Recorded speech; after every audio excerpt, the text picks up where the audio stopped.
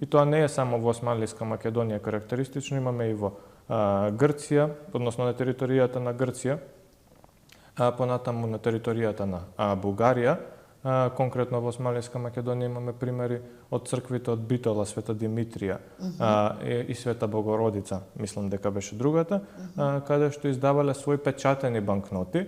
И многу е интересно дека самата црква гарантирала со злато, значи овие се врзани со злато банкноти, и тие ги издавала првично за да се купуваат свеќи во црквата, бидејќи биле потребни ситни пари, така ги разменувала уствари на населението, ќе даде поголема количина на или